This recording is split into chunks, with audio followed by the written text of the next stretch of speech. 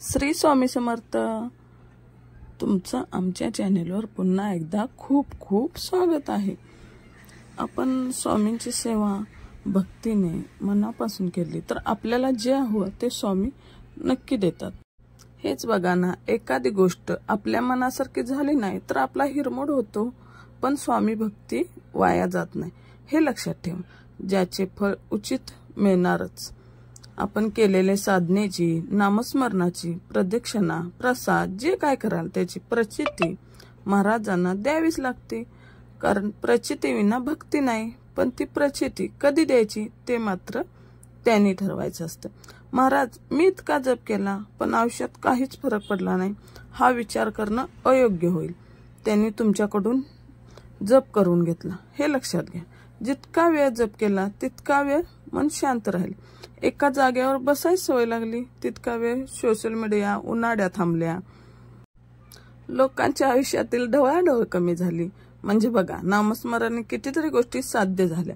मुळातच काहीतरी मनात उद्देश ठेवून नामस्मरण किंवा कुठलीही साधना करणे म्हणजे शेवटी देवाशी, गुरुशी केलेला तो निव्वळ उघड व्यवहारच नाही का? आज कलियुगात असंख्य प्रश्नांना आपल्याला सामोरे जावे लागते. घरातून बाहेर गेलेला माणूस घरी येईपर्यंत सर्वच अनिश्चित असते, पण तरीही जगावे लागते स्वतःसाठी आणि इतरांसाठी. शेवटच्या श्वासापर्यंत जगत राहणे हेच आपले खरे प्रारब्ध आहे.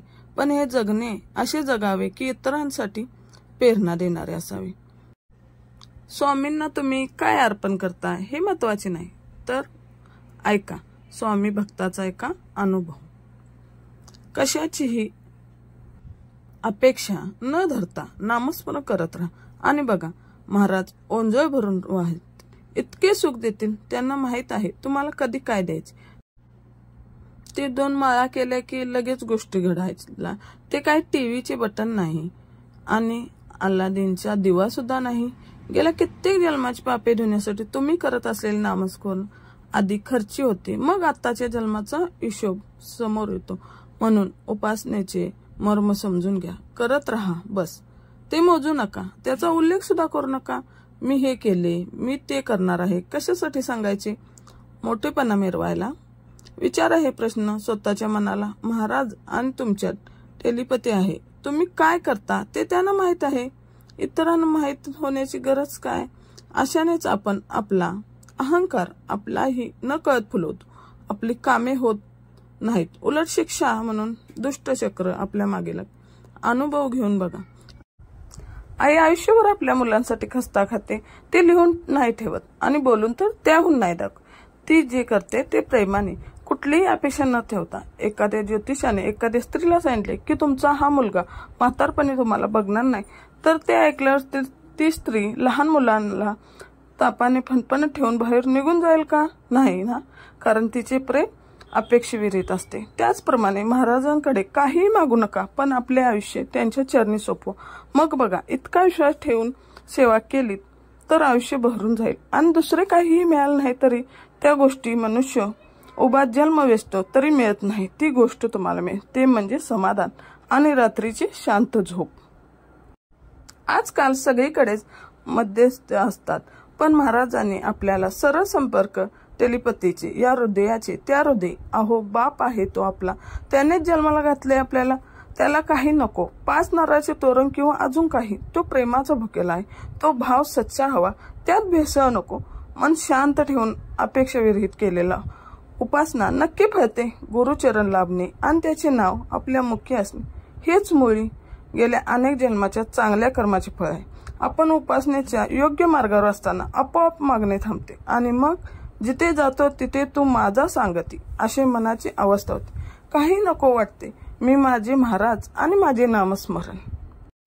हा त्रिवेणी संगम प्रत्येक भक्त साधनेच्या एका उच्च शिखरावर अनुभवल्याशिवाय राहत नाही हे नक्की. आपण फार सामान्य माणसे आहोत, पण तरीही काहीही मागू नका. न मागताच सर्व मिळणार आहे, ध्यानात ठेवा. महाराजांच्या सोबत व्यवहार नको, निदान त्यांना यात ओढू नका. महाराजांना पैशाची नाही तर खऱ्या प्रेमाची भाषा समज. शंका घेऊन सेवा करू नका आणि अपेक्षा तर अजिबात नको.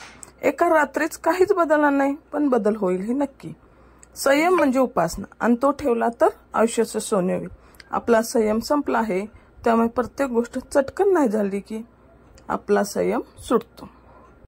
स्वामी महाराज ही एक अनाकलनीय एक शक्ती आहे आणि ती आपल्या अवलौकिकनाच्या समजण्याच्या खूप बाहेर आहेत असे भाऊ पाटील शेगाव नेहमी म्हणत असत. आता ते जरी नसले तरी त्यांचे अनुभवले शब्दांकित केलेले महाराज मी विसरणार नाही. अध्यात्माचा खूप खोलवर अर्थ या सर्वात दडलेला आहे.